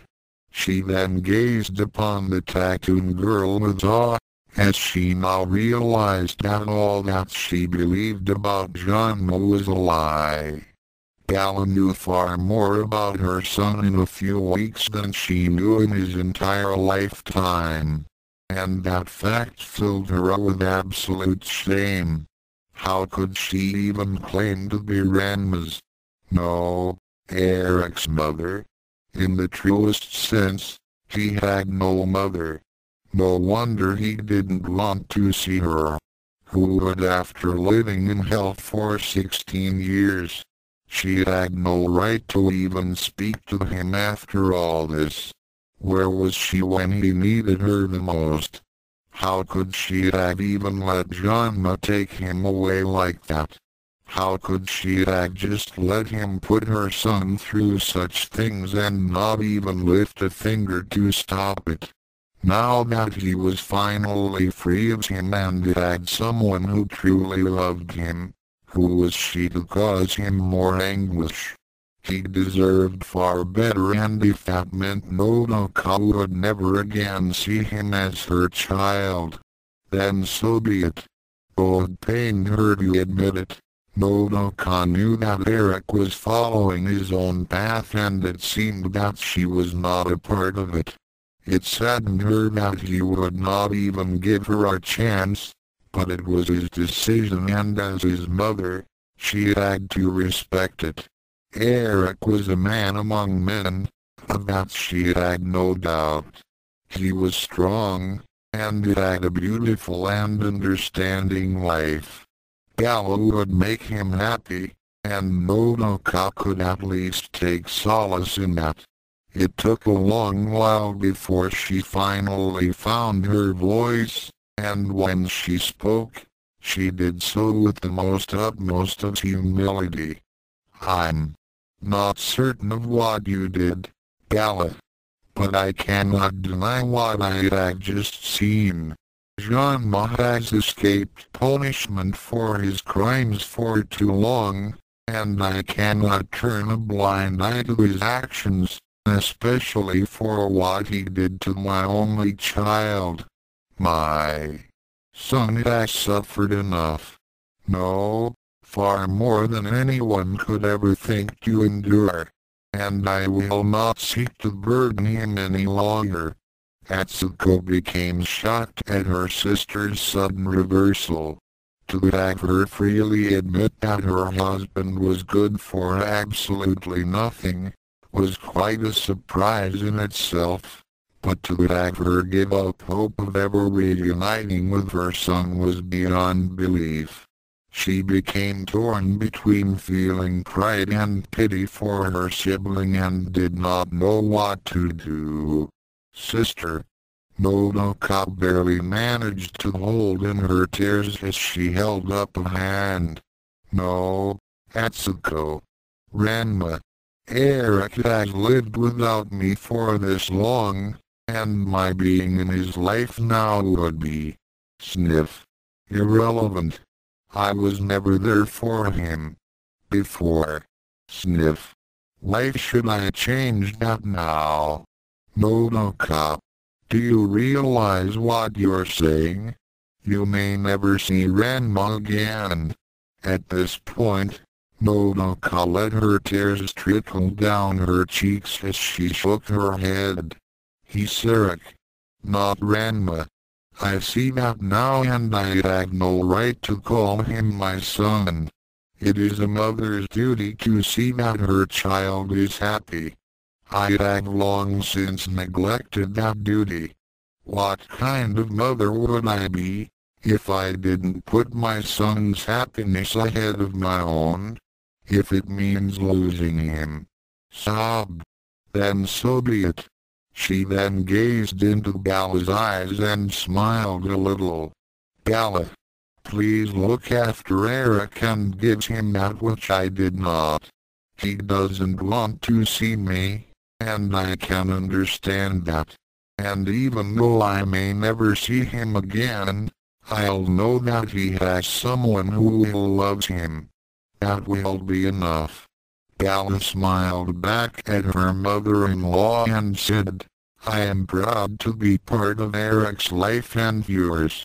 And I believe that you're a little premature in thinking that Eric wouldn't want to see you now." With those words, she plunged toward the front door. Nodoka and Itsuko both turned in their seats and saw Eric standing a few feet away from them. He had heard Nodoka's every words and felt the sincerity in them. All the pain and anger he had felt against her had dramatically lessened. Though he did feel some resentment, his mother's promise to leave him alone forever made him rethink his stand against reuniting with her. Finally, after a long period of silence, he spoke. "Hello, Mom." The cafe was nearly drowned out in tears as a mother rushed up to embrace her son and began crying non-stop. She held him in a grip that threatened to crush the life out of him, but Eric didn't even notice as he returned the embrace and let 10 years of pain wash away. Later, "Eric, I'm so sorry that I disobeyed you, but Nodoka already knew about you and It's okay, Bella. It's okay. Actually, I was wrong and I'm grateful that you got me and my mom back together. He brought her clothes as they both walked home. After a tearful reunion and several more hours of talking with his mother, Eric had decided that letting Nodoka be a part of his new life would be alright. Though he could do without his mother's pudding and her subtle hints to give her some grandchildren. She had gushing non-stop about how he and Bella made such a lovely couple and had even been making plans to give them a proper wedding ceremony. This embarrassed Eric greatly, though he was thinking about how his significant other would look in a wedding kimono. As they stopped at a corner, Eric couldn't help but take her into his arms and kiss her. He didn't care if anyone was watching and Bella more than deserved it for helping him come to terms with his mother. Who cared if anyone saw them? What they would see would be two people in love. The Tattoon girl was thrilled at her beloved's new boldness to show affection and returned the kiss with equal fervor. Things seemed to have finally been looking for the better and the worst was past. All of Ranma's former headaches were gone and there was nothing and no one left that could threaten their future happiness now. Harana no BK. Well, almost no one. To be concluded. Author's notes. Well, one more part to go as I wrap this story up. I know it's been a while since I updated this or any of my stories, but the problems in real life have not been kind. I hope to get part 2 of this chapter up soon, and I thank all those who have stayed with me during these hard times. As to whom had just interrupted our two lovers, well, I'm sure anyone can guess as to their identity and that the final part will be intense. See you there. Asterisk Chapter 15 Asterisk Chapter 13 Part 2 Burning the Final Gear. TATGO and Harana disclaimer. What? I would have thought by now you'd all know that I don't own any of these characters. Thoughts, italic, song lyrics note, Nothing's Gonna Stop Us Now originally sung by Starship. Chapter 13 Part 2 Burning the Final Bridge Harana no BK. Eric Kobayashi sighed as he quickly released the love of his new life and turned to face the bane of his old one. Akan was fuming and snarling with rage as she had just seen Ranma in the arms of another girl, kissing a blonde, foreign bitch. If she had seen him with Shampoo or Yukio, she wouldn't have been quite as angry. The Amazon was nothing more than a brainless primitive with an oversized chest, while the Okonomiyaki chef was just a cross-dressing tomboy. Neither one of them was of any consequence as a rival, so Ranma would remain with her. But now, here was that sex-changing pervert with a game and was openly showing affection in public. It was bad enough that her father and Nebiki were in jail and Kasumi was no longer supporting her side of things, but now this SLUD dared to take liberties with what belonged to her. Ranma was a pervert and an idiot, but now he had forgotten who he was supposed to be loyal to. Well, she'd remind him just after she beat the hell out of this hussy. You cheating bastard. How dare you? Who is this bitch?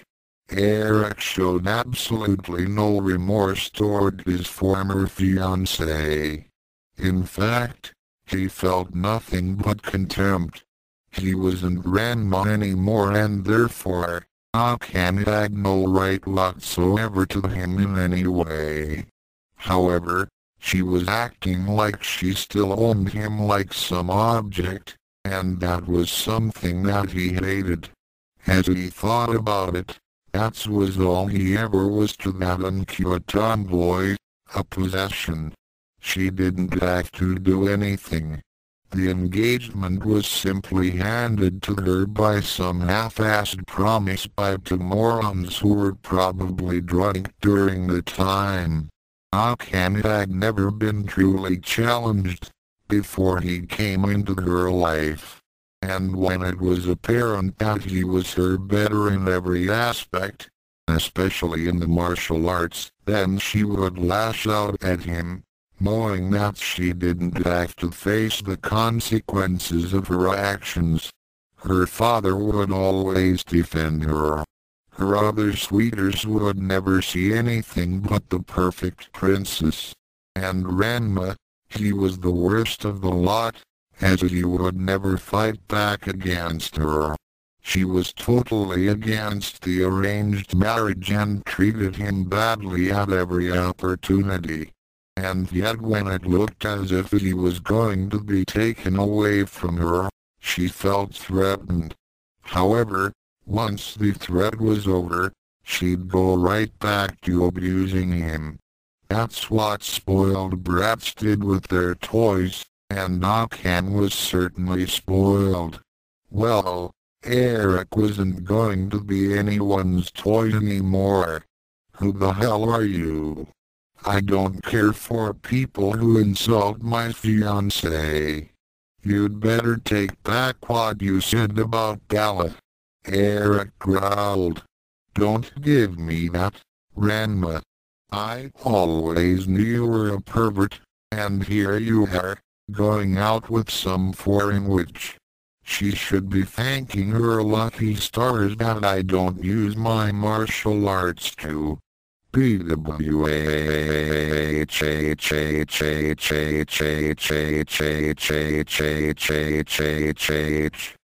that point, Eric let off a series of laughs, which stopped Akan's tirade. The Tendo girl became even more infuriated as her former betrothed continued to mock her. What's so funny? Eric laughed for another minute before replying. You. I find you to be one of the biggest jokes in the world. You. A martial artist? Oh, come on. You don't have the slightest idea as to what a martial artist is like.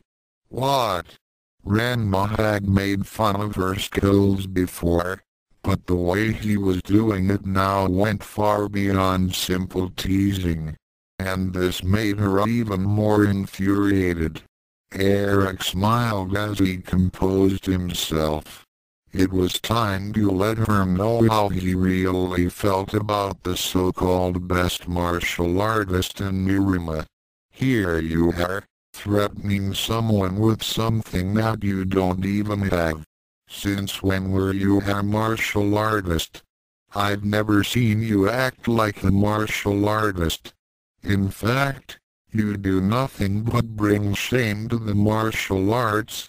'Cause you use what little skill you have in the art to bolster your ego, and hide the fact that you are nothing. How dare you? What? You gonna threaten me with your martial arts too? Oops. I forgot, you don't know any. All you know is that you want everyone to take you serious about being something that you're not. And I know you're definitely not serious about being a martial artist. In fact, you're not even serious about anything, period. Ranma. Akan began to grit her teeth and glared murderously at him. I mean, why should anyone take you seriously? You're nothing but a spoiled brat. Never had to work for anything. Always had to be saved. don't want to face the consequences of your actions, and just about all the time, you never had to. Sounds like someone who doesn't know what the real world is like out there, eh, Bella? Well, I suppose. The Tattoon priestess agreed cautiously. But surely, she can't be all bad. That's one of the things I love about you, Bella. You always try to see some kind of good in everyone, even when we first met. But Akan's a lost cause. She doesn't even make an effort to see through anything or anyone who doesn't fit her views.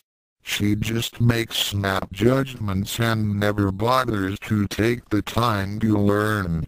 Akan was near boiling point as she readied to whip out her mallet and pound Ranma and his whore into oblivion. However, Eric was unconcerned as he pushed her final buttons. And you know what, Bella? I can't understand what anyone could see in her. She's not all that cute. She can't cook, even with the recipe staring right in front of her. Hell, she's hopeless in just about everything domestic. She's totally clueless when it comes to simple stuff like respect for others and never apologizes when she makes a mistake.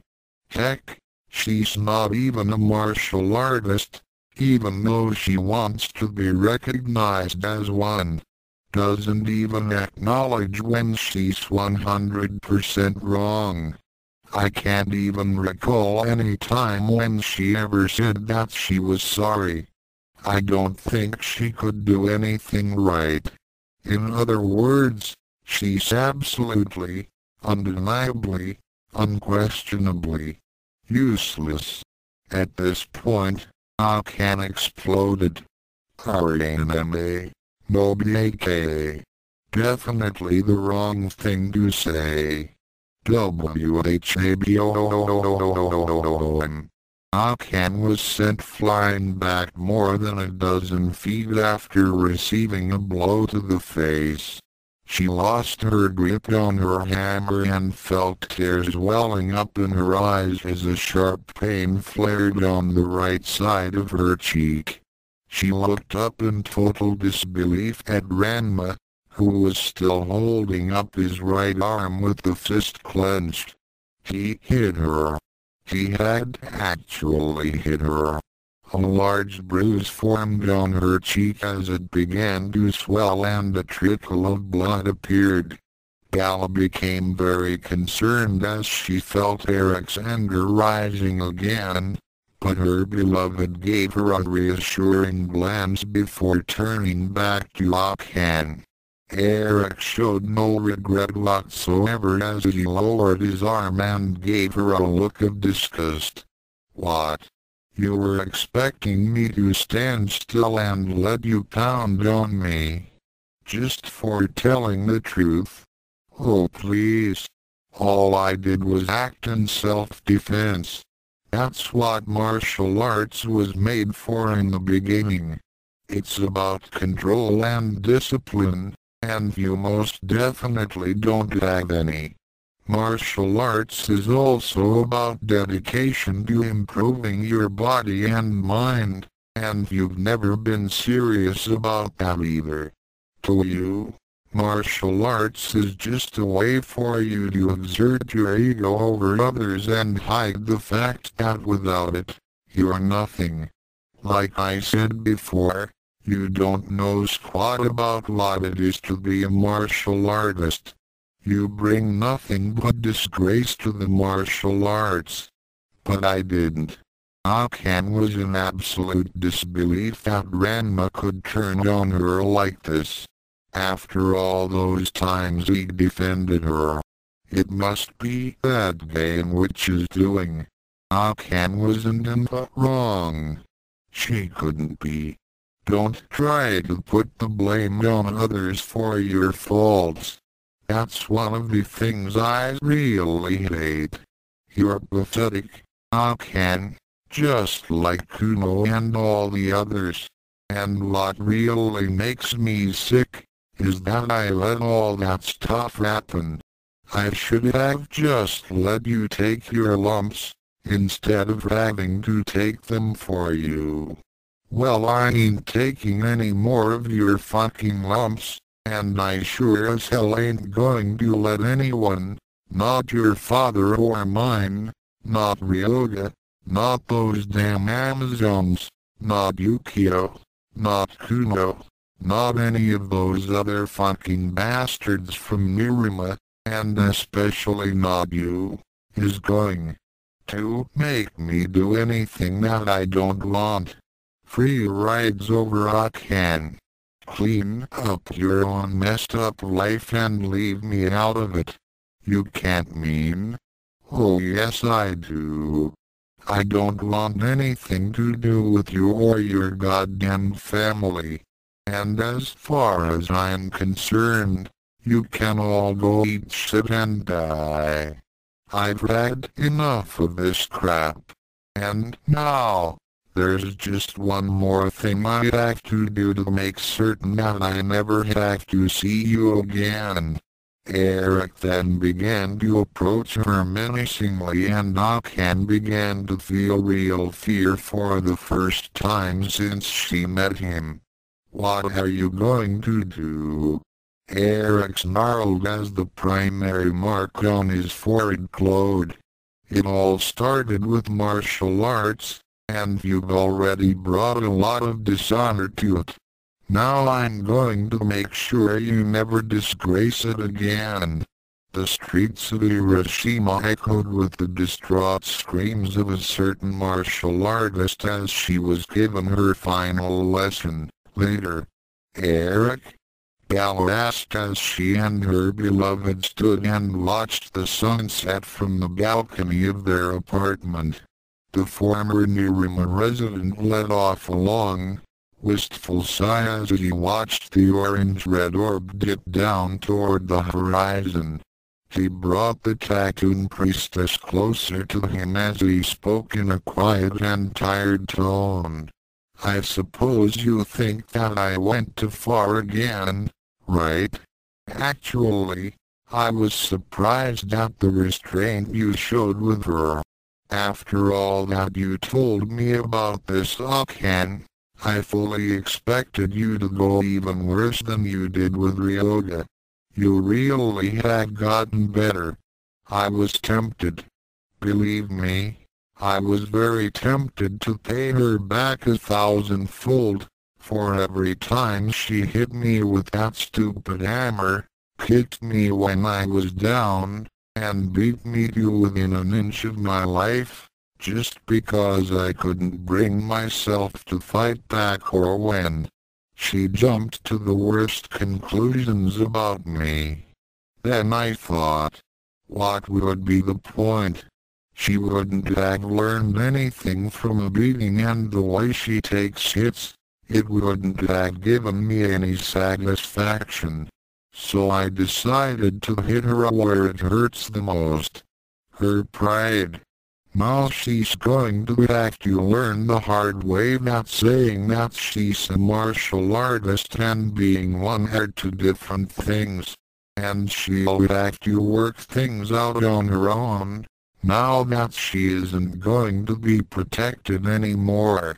No more excuses and no more blaming others because of her own shortcomings. So do you think that she will learn anything from this? I don't know, and I don't fucking care. She's made her bed and now she'll have to lie in it. I've burned that last bridge and I ain't going back. That life's over and I like the way my new life is headed. As long as you're with me. He drew Gala closer and kissed her deeply. The Tattoon girl felt herself floating on air as she returned the kiss. It was finally over. 3 years later. We hear the background music of Nothing's Gonna Stop Us Now in Gala's mountain village in Tibet. The crowds applauded as the high priestess Gala and her husband, the warrior priest Eric, finished with their official vows and kissed. Gala was dressed in beautiful ceremonial robes, while her mate was clad in a tunic, leggings and cape. In the crowds, Nodoka, Atsuko, Lisa, Brody and Diner continued to cheer. Look in your eyes, I see a paradise. This world that I found is too good to be true. Standing here beside you, want so much to give you, this love in my heart, that I'm feeling for you. As the couple faced the well-wishers, Gala couldn't help but feel glorious as she held onto her husband's arm tightly. She smiled even brighter as she was greeted by her sister Candor. After almost 2 years of headaches, fights and several destroyed towns, the two siblings had finally reconciled and Candor was allowed back into her home. Let him say we're crazy. I don't care about that. Put your hand in my hand, baby. Don't ever look back. Let the world around us just fall apart. Baby, we can make it, if we're heart to heart. At that point, fireworks were going off all over the village, lighting up the evening skies as we see in heaven, a satisfied Urd, Belgandi and Aphrodite. And we can build this dream together, standing strong forever. Nothing's gonna stop us now. And if this world runs out of lovers, we'll still have each other. Nothing's gonna stop us. Nothing's gonna stop us now. Whoa, whoa. In a Japanese prison, soon Tendo continued to wait in his cell as his dreams of joining the Anything Goes schools had been forever dashed. With a sentence of 5 years for harboring 2 known felons and attempted kidnapping, his credibility as a martial artist and good standing in the community was forever tarnished. In solitary, serving a sentence of 10 years, Genma continued to try and plot an escape. So far, his plans had been foiled as the guards had gotten wise to his tricks and kept him inside an electrified cell. They had also threatened to sell him to a zoo in a forced panda breeding program, to keep him in line. As for Hako's eyes, he was given 12 years with permanent laundry duty. The constant smell of men's underwear kept his power levels low with absolutely no contact with anything female. At the wedding ceremony, Gala and Eric enjoyed themselves as they feasted and talked with Eric's father-in-law, the chief of the Tattoon tribe. They never left each other's side and would always gaze into each other's eyes lovingly. I'm so glad I found you. I'm not gonna lose you. Whatever it takes, I will stay here with you. Nodoka smiled with her sister as she imagined the kind of grandchildren Eric and Gala would give to her. With Genma no longer a part of her life, she could finally look forward to the future. Take it to the bad times, see it through the good times. Whatever it takes is what I'm gonna do. As if reading her mother-in-law's mind, Gala leaned over to whisper impishly into her husband's ear. Eric immediately blushed at what his wife said. Who knew she was that kinky? Let him say we're crazy. What do they know? Put your arms around me. Don't ever let go. Let the world around us just fall apart. Baby, we can make it, if we're heart to heart. In a women's prison, Nadiki sighed as she sat in her cell and hoped that her cellmate wasn't in the mood. She had been given 9 years for blackmail and racketeering, though she was counting on getting out into more years for good behavior. As for the other two Tendo sisters, and we can build this dream together, standing strong forever, nothing's gonna stop us now. And if this world runs out of lovers, we'll still have each other, nothing's gonna stop us, nothing's gonna stop us. Hey Kenny my love. Wham! THABOOM. Akan picked up her sore body off the ground, after slugging that idiot Kuno into the sky. Ever since her final encounter with Ranma, she had to be very careful. He had cast some kind of spell on her, which caused her to feel the pain and impact of her own violent actions, at 20 times the intensity, every time she struck out in anger or pride. As a result, the so-called best martial artist in Nerima had to refrain from using that which she was proud of, lest she wanted to feel the consequences. The Tendo home was in a state of ruin after she and Kasumi had returned to Nerima. Kasumi had retreated into her own private cell, and it would take many months of emotional therapy and support from Dr. Tofu before she finally got on with her life. When she at last took hold of her life, she started to discipline her sister as her deceased mother would have done, and what she should have. Naturally, Akan did not like being treated as thus, but the other spell that Ranma had cast upon her caused her extreme pain if she did not curb her temper. Like it or not, Akan would have to learn the hard way about life. Ooh, all that I need is you. All that I ever need. Gallo and Eric smiled as they laid on their wedding bed and underwent the physical act of expressing their love for each other.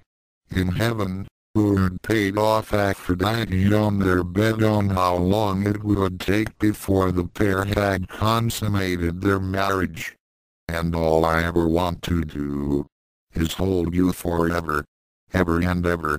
Somewhere in world, Ryoga squealed as he was once again turned into a pig against his will.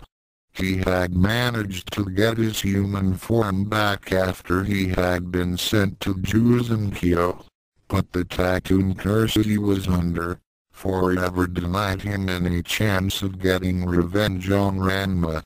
Even the thought of getting revenge would change him into a pig for 30 days.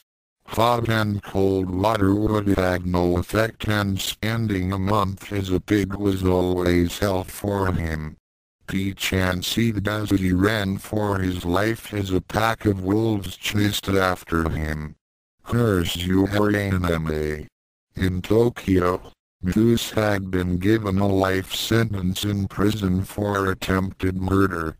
The Chinese Amazons had abandoned him, and in the only letter he got from Shampoo, he had been informed that she had married someone else.